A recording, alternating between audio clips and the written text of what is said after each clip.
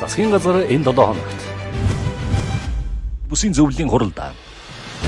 Хойд бүсийн зөвлөлийн анх дугаар хуралдаан Булган аймагт боллоо.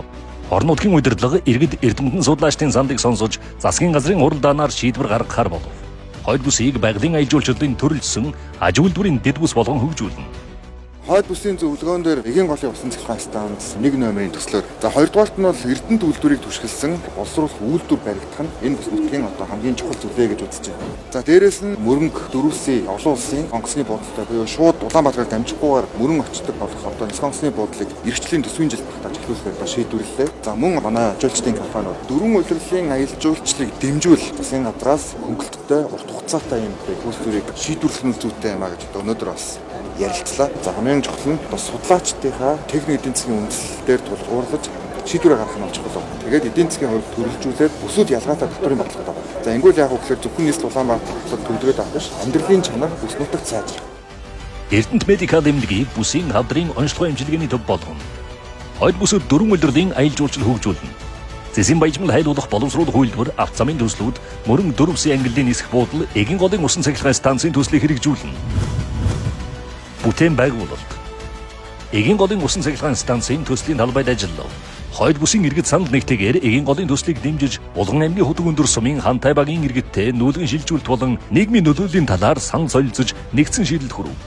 Сүүлийн судалгаагаар эгийн гол нь байгаль нуурын урсцад тэг 1020-оос тэг 1023% буюу үл мэдэг технологийн төвшөнд гарсан нь төслийн хувьд том алхам юм. Ерөнхий сайд Оюун Эрдэнэ 2022 онд Оросын холбооны улсын Владивосток хотно болсон дорны эдийн засгийн чуулганд оролцохдоо Оросын холбооны улсын ерөнхийлөгч Путинтэй уулзаж хоёр улсын засгийн газар хамтарсан ажлын хэсэг гаргаж олон жил гацсан тус төслийг эрчимжүүлэхээр тохиролцсон юм. Энэ дагуу Монгол-Оросын засгийн газар хоорондын ажлын хэсэг Москва хотноо эхний хурлаа хийсэн бөгөөд хоёр талын сайд нарын батлсан ажлын төлөвлөгөөний дагуу 2026 оны 1-р хагас багтаан эгийн голын усан цахилгаан станцын нөлөөлийн талаар эцсийн дүгнэлт гаргахаар тохиролцсон. Эгийн голын 315 мегаваттын усан цахилгаан станц нь жилд 606 сая кВт-цаг цахилгаан үйлдвэрлэж, Оросын холбооны улсаас авдаг импортын эрчим хүчийг багасгаж, төвийн бүсийн эрчим хүчний системийн горим тохируулгыг хийнэ. Эгийн голын усан цахилгаан станцын төсөл нь хамтарсан засгийн газрын 14 мега төслийн 5 дугаарт эрэмблэгдсэн төсөл бөгөөд үүнийг эхлүүлэхийн төлөө хүчин чармайлт гаргаж ажиллахаа Монгол Улсын ерөнхий сайд Оюун Эрдэнэ онцоллоо. Хаврын бүтээн байгуулалт эрчимчиж байна. Энэ жил бид нар хамтарсан засгийн газрын хувьд 14 мега төслийн 4-ийг нь газар чорооны ажлыг эхлүүлж байна. Энэ төслүүд маань одоо дийлэнх нь 20-30 жил болсон төслүүд байна. Тэгэхээр энэ бол чамлахаар чанга хатдаг гэдэг шиг маш том одоо бүтээн байгуулалтын ийм одоо улирал эхэлж байна Монголын түүхэнд. За өнөөдөр бол би орон нутгийн иргэдтэй уулзж байна. Орон нутгийн иргэд маань яг ийм одоо явж байгаа том төслийг одоо өмнөх том төслүүдийг дэмжсэн шиг одоо дэмжиж олон нийт хэвлэл мэдээллийн байгууллагууд олон улсад өгч байгаа бидний мессежүүд болон одоо улс төр нэгдсэн дүгнэлтэнд хүрч чадвал бид нар одоо 1964 оноос хойш хүлээгдсэн эгийн голын усан цахилгаан станцаа энэ бүр эрхийн хүрээнд бол одоо хөтлөж чадна гэдэг ийм итгэлтэй байгаа ерхийсэд байна. Засгийн газрын хуралдаан. Боловсролын зээлийн сангийн журам шинжлэгдэж засгийн газрын тогтоол гарлаа. Оюутнууд дотоодын дэд сургуульд 2 жил сурсны дараагаар үргэлжлүүлэн 2 жил дэлхийн шилдэг их дэд сургуульд суралцах боломжтой болно. 10-аас дээш жил мандмалсан малчны нэг хүүхдийг бэлчээрийн менежмент хөдөөж авахын чиглэлээр үн төлбөргүй суралцуулна. Гадаадд суралцж байгаа оюутнуудын хувьд зээлээ төлөх хугацаа 20 хүртэлх жил байна. Сонгон шалгаруултыг хийхдээ хүнээс үл хамаардаг болгоно.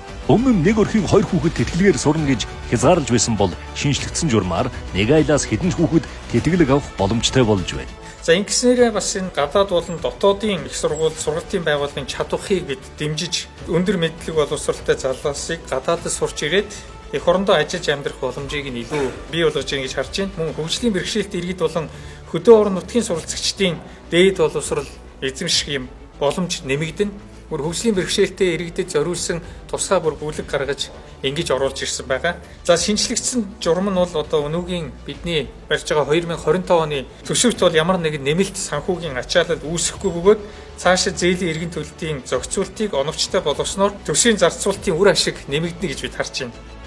Засгийн газрын хуралдаанаар хойд бүсийн хөгжлийг эрчимжүүлэх чиглэлээр 3 тогтоол гаргалаа. Хөвсгөл аймгийн Мөрөн суманд хэрэгжүүлэх 50 мегаваттаас доошгүй хүчин чадалтай дулааны цахилгаан станцын тээзөв боловсруулах асуудлыг шийдвэрлэлээ.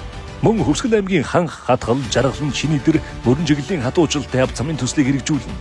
Булган аймгийн Дашин жилэн, Үлзийд, Хайрхан, Аршаанд мөрөн чиглэлийн авто замын ажлыг эрчимжүүлж, Ишиг өндөр 3 булаг чиглэлийн замаас Могод чиглэл, Булган мөрөн чиглэлийн замаас Сайхан, Баян агт 3 булаг Эсэн тасраа чиглэлийн замын зураг төслийг боловсруулахар шийдвэрлэлээ. Мөн 4 өдрлийн аялал жуулчлалыг хөгжүүлэхээр аж ахуйн нэгжүүдэд 6 жил хүртэлх хугацаатай хөнгөлөлтөө зээл олгоно. Мөн Булхан Хөвсгөл аймгийн хөгжим драмын театрыг барих төсвийг эрх хог тусгахаар боллоо. Хөвсгөл аймгийн Мөрөн хотоос бүгд наримд Солонгос улс руу олон улсын шууд нислэг үйлдэх нөхцөлийг бүрдүүлж, нисэх буудлыг өргөдөхөөр шийдвэрлэсэн. Хөвсгөл аймгийн шинэ мөрөн төвийн бизнес эрхлэгчдэд 5.2 тэрбум төгрөгийг зээлийн зориулалтаар олгохоор шийдвэрлэсэн. Үүсмэл ордууд дээр авч хэрэгжүүлэх арга хэмжээний тухай засгийн газрын тогтоолын төслийг баталлаа. Ашигт малтмалын тухай хууль стратегийн орд түүний үүсмэл ордын 34 болон 50 хүртэлх хувийг төр үн төлбөргүй эзэмшнэ гэж заасан байдаг. Өнгөрсөн хугацаанд уур хануудыг түшгэлсэн үүсмэл ордуудыг бусдад ашиглуулахдаа ямар нэгэн нээлттэй сонгон шалгаруулалт хийхгүйгээр ашиглуулдаг байсан. Харин одоо үүсмэл ордын зөвшөөрлөг олгохдоо аргуурын хаалгаар авч гэрээ байгуулдаг байдлыг таслан зогсоож байна. Өөрөөр хэлбэл нээлттэй сонгон шалгаруулалтыг зохион байгуулдаг болно. Цаашлаад стратегийн ордыг түшгэлсэн үүсмэл орд байгаа тохиолдолд төрийн эзэмшлийн 34% тогтоох шаардлагыг засгийн газрын тогтоолоор албажууллаа. Мөн өнгөрсөн хугацаанд уулын баяжуулах эрдэнэт үйлдвэр өөрөө өөрийнхөө овоолго буюу тэр үүсмэл ордыг ашиглах чиглэлээр төсөл хэрэгжүүлэхээр төлөвлөж байсан. За үүнийг өнөөдрийн засгийн газрын тогтоолоор зогсоогоод төр хувийн хвшилтэд өрсөлдөхгүй гэсэн зарчмыг барьж цаашдаа хувийн хвшлийн хөрөнгө оруулалтаар хэрвээ тэр тухайн овоолгыг ашиглаж байгаа тохиолдолд нээлттэй сонгон шалгаруулалтанд тэнцсэн компани нь гэрээ байгуулад эзэмшлийнхаа 34%-ийг нь баялагын сандаа хуримтлуулад ингээд ашиглалтын төлбөр болоод бусад төлбөрөө тухайн үйлдвэртээ төлөөд явах ийм болцоог болвол өнөөдрийн засгийн газрын хурлаар албажуулсан гэсэн үг. Агаарын бохирдлыг бууруулах хүрээнд Монгол Улсын ерөнхий сайд Оюн Эрдэнэ агаарын бохирдол болон төгжрөл бууруулах бүтээн байгуулалтын ажлуудыг дулааны улирал цаг алдалгүй шуурхай зохион байгуулж ажиллахыг үүрэг болгож байсан юм. Энэ хүрээнд тэрбээр нийслэлийн засаг даргын тамгын газраас хэрэгжүүлж байгаа Монгол гэр болон байшингийн дулаалах төслийн ажлын явцдад танилцлаа. Сонгойрхон дүүргийн 3 дугаар хороо баг наранд 60 м квадрат талбай бүхий байшин болон Монгол гэрийн дулаалгатай танилцсан. 2025 онд нийслэлийн ногоон бүсэд 30 мянган орчим байшин, 20 мянган орчим Монгол гэр дулаалгахаар төлөвлөж, хямд зардлаар богино хугацаанд галт эсвэртэй дулаалгаар дулаалгах жишиг загвар гаргахаар судалж байна. Тус хорооны иргэн Батбадрын байшин 20 мм полиуретан дүрмөвчтэй хөнгөн цагаан сайдын болон 10 мм аэрогель эскигээр дулаарсан дулаан алдаглыг 2 дахин бууруулжээ. Харин халаалтыг хийн 100-аар шийджээ. 2 минутын хугацаанд 100 халахтуул шаардлагатай үед халаалтаа залгаад хэмнэх боломжтой. Гэр ороолын 170 гаруй мянган өрхийг ногоон болон шар бүсэд хамруулсан. Ногоон бүсэд 103,090 айл амьдарч байгаа бөгөөд 51 мянган өрхийг энэ он цахилгаан халаагаар болон бүх төрлийн хийн түвшин шилжүүлэхээр ажиллаж байна.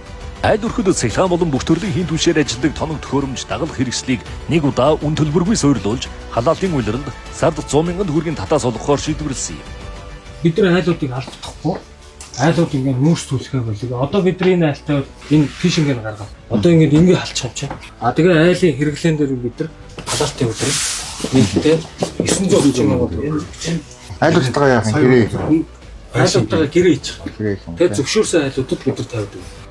Гэр ороолын айл өрхийг сахилгаан халаагуур бүх төрлийн хийн түвшин шилжүүлэх бэлтгэл ажлыг зуны сар удаж тасралтгүй үргэлжлүүлэхийг ерөнхий сайд үүрэг болголоо.